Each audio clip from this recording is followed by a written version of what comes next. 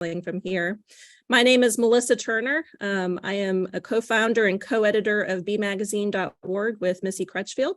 You've seen us here before, and I've seen many of you at various events that we've participated in over the years, going all the way back to the Carter Center when we first started with a conference with Mohammed and Egyptians abroad, discussing Rabaa massacre. That was just, I think, a year after Rabaa, and that was a really powerful event and set off a tour basically across the East Coast and even some events on the West Coast trying to raise awareness about this event and what it means to human rights and democracy.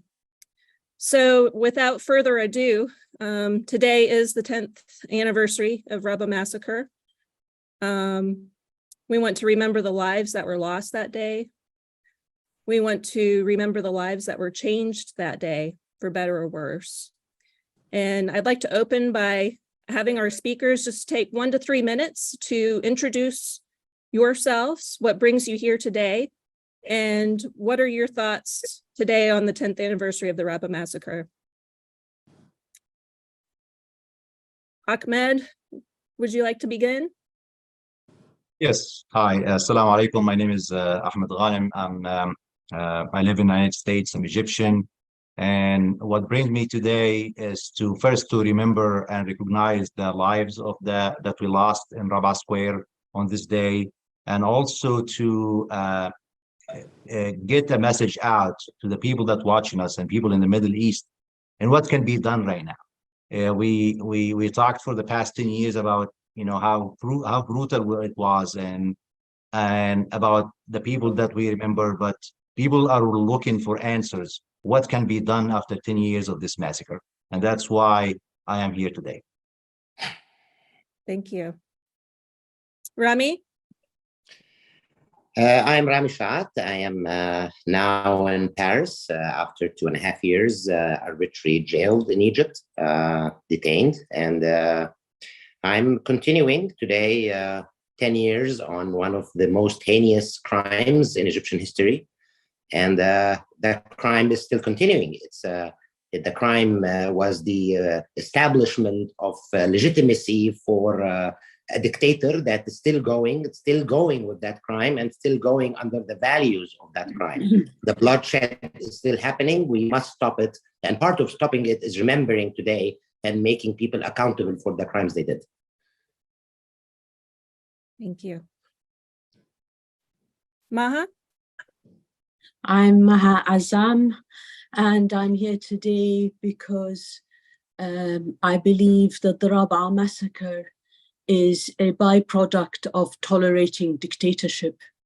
And I believe it is one of the worst massacres that have taken place in Egypt, but it is not the only crime that has taken place in Egypt under the military dictatorship. And the crimes continue till today. And the impunity must stop.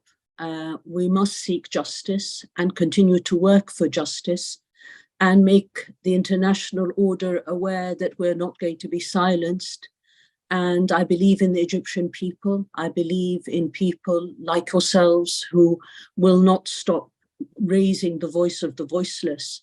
I think Rabaa is representative of a cause bigger than that of Egyptians alone. It was a crime against humanity. And I think we must continue to speak out until we find justice for the victims. Thank you. Amir? Hi, my name is Amr Wakid, and I'm speaking from Barcelona, and I'm here to basically give homage to all these innocent people that have lost their lives and have had their blood shed on the Egyptian streets in the Rabaa massacre. And as everyone said, it's not just the problem of Rabaa. It's a systematic problem, really. It's a regime's tool to shed people's blood. It's not it's not a mistake. This was filmed and aired everywhere, and everybody in the entire world watched this incredible crime against humanity. And what is extremely disappointing is that after this massacre, Egypt received billions and billions of dollars in support for the regime that committed this horrific crime. And I just want to highlight, and for everybody to just go and Google that, the definition of terrorism. It says here, I just Googled it, and it says, the unlawful use of violence and intimidation, especially against civilians, in the pursuit of political aims. We are dealing with a terrorist regime in Egypt. And ever since Rabaa, he has shamelessly declared that. And the most disappointing thing about it is that the rest of the world took him by the arms. They all supported this regime. They all financed his crimes by giving them support for economic projects that have no real value to the Egyptian people. It was just a support to continue on damaging the Egyptian identity and to demean the Egyptian people, innocent people. And I'm here to talk about this. Thank you. Thank you. Abdullah? Yeah, thank you. My name is Abdullah Al-Arian. I'm a professor of Middle East history, and I spent most of those years of 2011, 2012 conducting research in Egypt at the same time as the uprising and the revolution. So, of course, I remember those days well and interacted with many of the people who were at the forefront of all of those events in those years.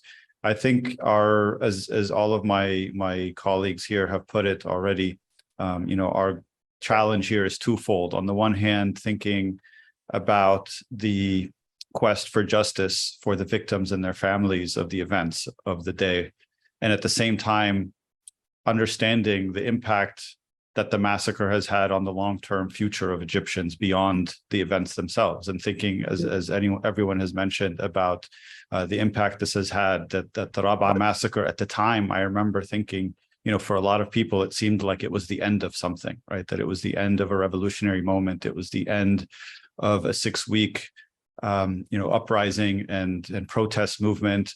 It was the end of all of those other kind of smaller massacres and acts of violence by the state.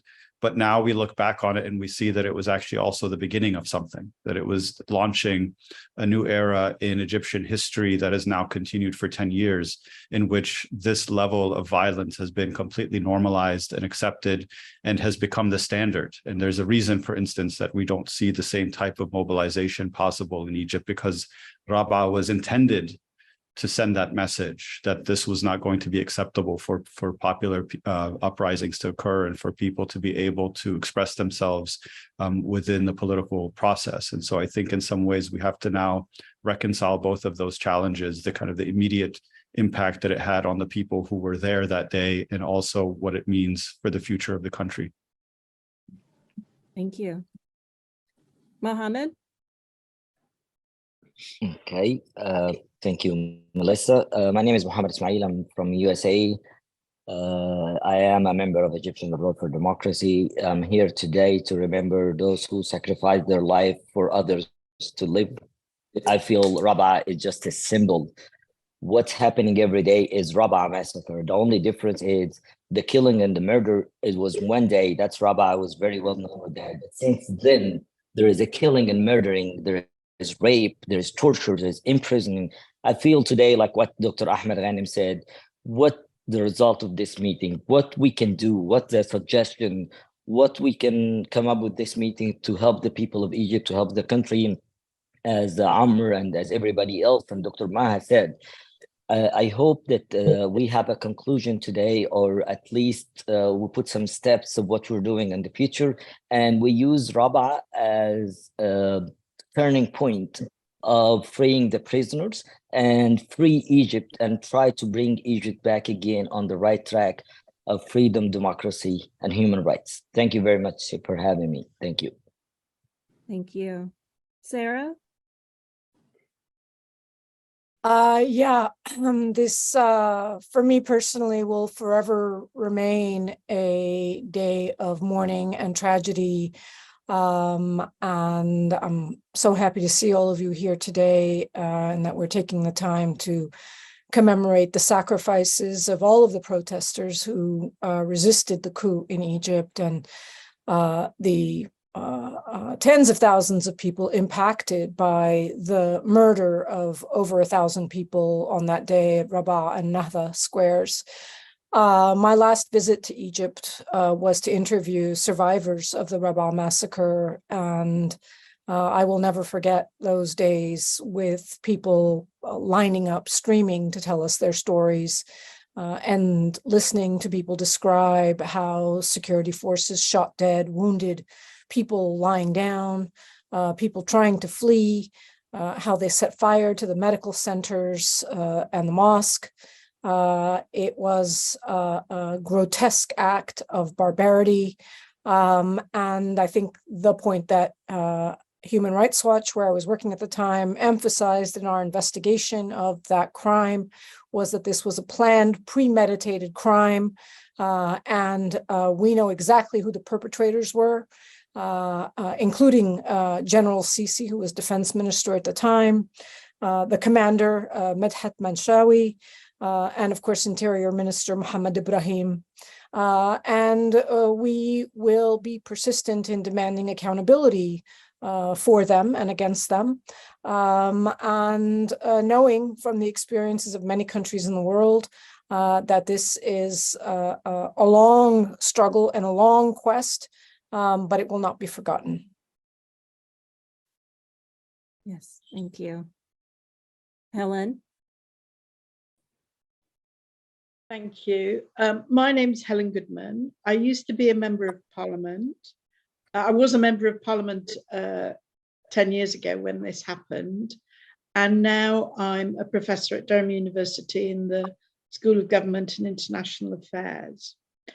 Obviously, I don't know as much about the event as you all do, but what strikes me is that this really, as Abdullah said, was the beginning of a decade of repression. And the repression is now so bad within Egypt that, in my opinion, it puts a stronger onus on the international community to act, because it's only the international community which has leverage. And I would like to, us in the course of today, to think maybe about why the international community holds back from standing up for the human rights of people in Egypt, and what steps we might take to try and re-engage, because it is absolutely shocking that everybody's heard of Tiananmen and very few people know about this episode.